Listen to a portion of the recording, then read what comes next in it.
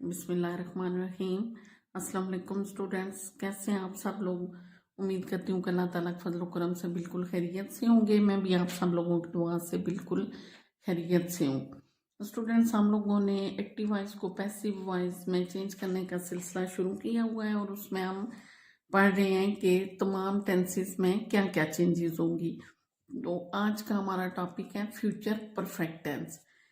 Future perfect tense जो आने वाले वक्त में किसी काम के मुकम्मल होने का इशारा मौजूद है। तो एक्टिव वॉइस में हम इस टेंस के जो एक्टिव वॉइस हैं उसमें आप लोग जानते हो कि जो परफेक्ट टेंसेस हैं उनमें हमेशा वर्ब की थर्ड फॉर्म यूज होती है।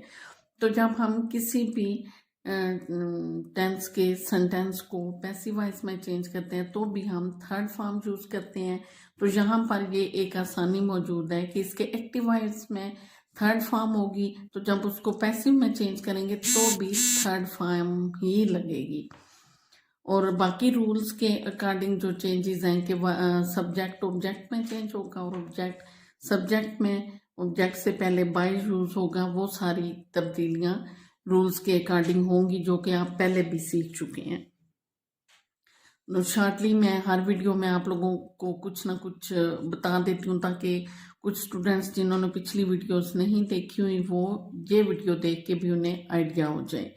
तो जब हम इन फ्यूचर परफेक्ट टेंस के सेंटेंसेस को एक्टिव वॉइस से पैसिव वॉइस में चेंज करेंगे तो स्टूडेंट्स पहले तो आप लोग सीख चुके हैं कि एक्टिव वॉइस में हमारा हेल्पिंग वर्ब है, इसका शैल हैव विल हैव। इस विल और शैल दोनों के साथ हैव यूज होगा, विल हैव और शैल हैव। जब हम पैसिव वॉइस में चेंज करेंगे तो हेल्पिंग वर्ब हमारा होगा will have been, shall have been. Mean will have और शैल हैव के साथ बीन का इजाफा होगा। तो उसके बाद वर्ब की थर्ड फॉर्म जो कि आप लोग रूल पहले सीख चुके हैं, सब्जेक्ट के बाद शैल हैव बीन या विल हैव बीन। इनके सब्जेक्ट के अकॉर्डिंग हम देखेंगे कि शैल हैव बीन यूज होगा या विल हैव बीन। आई और विल के साथ शैल यूज होता है और बाकी तमाम सब्जेक्ट्स के साथ विल यूज होता है। तो सब्जेक्ट के बाद विल हैव बीन या शैल हैव बीन लगाकर वर्ब की थर्ड फॉर्म यूज करेंगे और ऑब्जेक्ट से पहले बाय यूज होगा। तो आइए कुछ एग्जांपल्स आप देखें। सबसे पहले हमारे पास है sentence I shall have eaten mangoes. I shall have हमारा हेल्पिंग वर्ब एक्टिव वॉइस का और ईटन वर्ब की थर्ड फॉर्म यूज होगी, परफेक्ट का टेंस है। और मैंगोज, अब मैंगोज हो जाएगा हमारा सब्जेक्ट और आई होगा ऑब्जेक्ट। मैंगोज के अकॉर्डिंग हम जहाँ पे यूज करेंगे helping verb mangoes will have been. Eaten verb की थर्ड फॉर्म जो कि रूल है पैसिव में चेंज करने का और आई की ऑब्जेक्टिव पोजीशन है मी और ऑब्जेक्ट से पहले बाय यूज हुआ। Mangoes will have been eaten by me. यहाँ पे चूंकि सब्जेक्ट चेंज हुआ तो उसके अकॉर्डिंग हेल्पिंग वर्ब भी चेंज हो गया, शैल हैव की जगह विल हैव आ गया।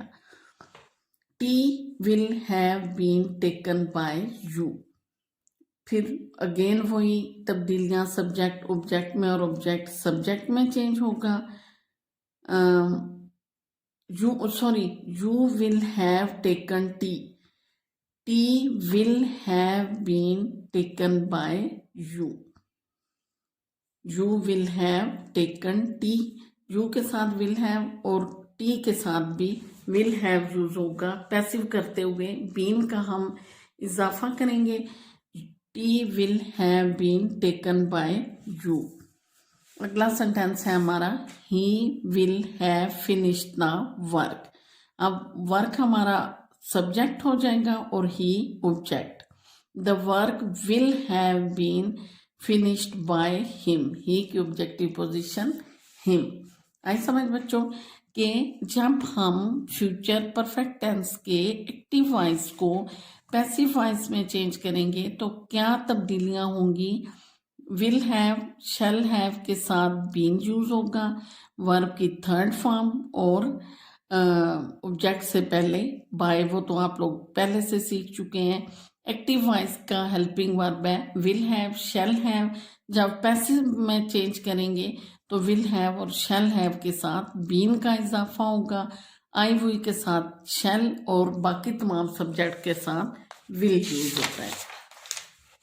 तो स्टूडेंट्स इन्हीं सेंटेंसेस को जब हम नेगेटिव में चेंज करेंगे तो फिर क्या तब्दीलियां होंगी कि वही sentence I shall not have eaten mangoes, तो हम mangoes will not have been, will have been और शैल हैव बीन के दरमियान में विल के बाद नॉट यूज होगा, उसके बाद वर्ब की थर्ड फॉर्म और आई की objective position me. You will not have taken tea, tea will not have been taken by you, यानी कि विल और शैल के बाद नॉट यूज करेंगे, उसके बाद हैव बीन यूज होगा। कोई भी सेंटेंस है नेगेटिव का जो एक्टिव वॉइस में जब हम फ्यूचर परफेक्ट टेंस के पैसिव वॉइस में चेंज करेंगे तो सब्जेक्ट के बाद विल शैल, उसके बाद नॉट, नॉट के बाद हैव बीन और वर्ब की थर्ड फॉर्म ऑब्जेक्ट से पहले बाय। यही सेंटेंसेस अब आ गए हैं सवालिया फिक्रात में। Shall I have eaten mangoes, mangoes अब हमारा हो गया ऑब्जेक्ट, सब्जेक्ट, ऑब्जेक्ट जो है वो सब्जेक्ट हो गया है, तो आई के साथ शैल यूज हुआ था लेकिन मैंगोज के साथ विल यूज होगा। और बार बार हर जगह आप लोग ये चीज़ सीख चुके हो कि जब हम सवालिया फिक्रात को ट्रांसलेट करते हैं या एक्टिव से पैसिव में चेंज करते हैं तो हमारा हेल्पिंग वर्ब हमेशा सेंटेंस के शुरू में मौजूद होता है। तो यहाँ पे विल और शैल फिक्रे के शुरू में आ जाएगा, उसके बाद सब्जेक्ट, उसके बाद हैव बीन, फिर वर्ब की थर्ड फॉर्म ऑब्जेक्ट से पहले बाय। यहाँ पे आई की ऑब्जेक्टिव पोजीशन है मी।